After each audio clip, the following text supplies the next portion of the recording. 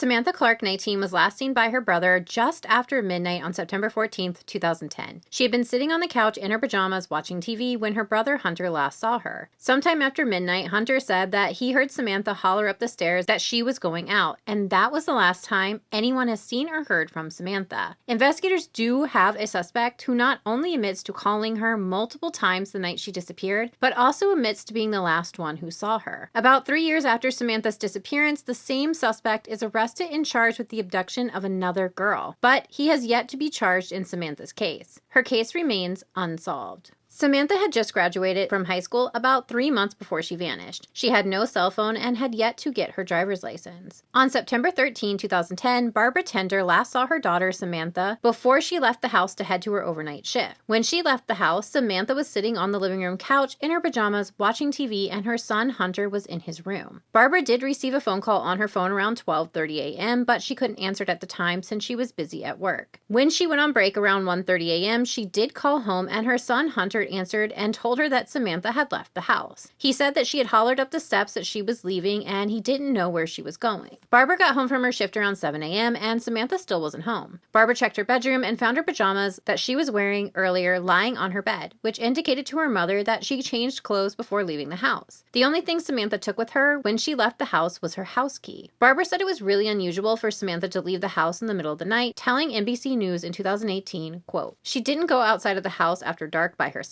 I figured she would be back," end quote. Barbara says there is no public transportation available at that time of night in their neighborhood, so she didn't think she would be gone for long. Barbara took Hunter to school, came home, and then laid down for a little bit to get rest and hoped that when she woke up that Samantha would be there. But when she awoke a few hours later, Samantha was still not home. Barbara began to worry, and she went to the police department to report Samantha missing, but they told her she had to wait 48 hours before filing a missing report. Barbara had reached out to a different jurisdiction than the jurisdiction that Samantha had gone missing from, and they incorrectly told her that she had to wait 48 hours. The Orange Police Department is the correct jurisdiction, and they would receive her case on the 15th, and they say they have been working it nonstop ever since. Samantha's family didn't wait 48 hours to begin looking for her. They began driving around town trying to find Samantha, and they spoke to her friends who she was really close to, hoping that they had seen her, but still, nobody had answers about Samantha's whereabouts. Investigators did discover that Samantha had become friends with a new group who she had met a week before she disappeared. One of the people in that group was then 45-year-old Randy Taylor.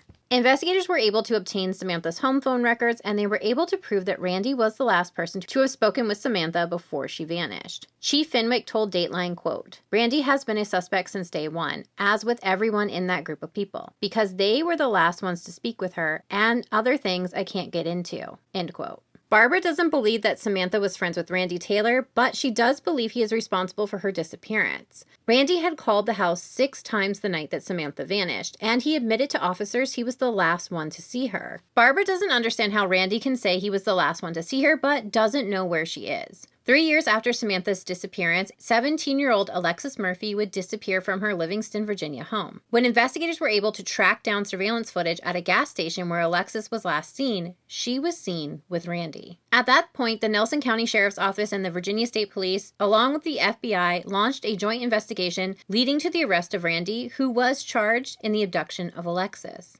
Randy would be found guilty of first-degree murder in the commission of an abduction with the intent to defile Alexis Murphy. At the time of his sentencing, Randy was 53, and he was given 2 life sentences and is currently at the Red Onion State Prison in Pound, Virginia. And Randy has yet to be charged in Samantha's disappearance. Investigators say that Samantha's case is still a top priority, and the detective who was originally assigned to her case retired but is now back part-time solely to work on her case. Investigators say they do not consider Samantha's case inactive, and they do suspect foul play in her case. Barbara says she misses having Samantha at home with her, telling Dateline, quote, "I miss her smiles, her laugh, the funny things she would say to make me laugh. She was a happy girl. She would always stay happy. And if you were sad, she'd find a way to make you happy." End quote. At the time of Samantha's disappearance, she was 19 years old, 5'1", weighing around 145 pounds. She's described as a Caucasian female with brown hair and brown eyes. She had a right eye, right eyebrow, and right nostril piercing, along with her tongue being pierced. She has multiple ear piercings, including a bar on her right ear. She has the following tattoos: a Playboy bunny on her right arm, a tiger cartoon figure above her right ankle, and a black tribal design with 2 dolphins on her lower back. She also has the word lucky on her left ankle. She has long hair and she frequently wears it in a bun. She wears eyeglasses and has had her tonsils removed. If you have any information in Samantha's disappearance, you are urged to contact the Orange Police Department at 540-672-1491. Thank you so much for taking the time to get to know Samantha today. And don't forget, when you see those missing and murder posts on social media, hit share, because every time we share a face, we do get closer to solving a case. And I will see you all back here tomorrow for another day in Virginia.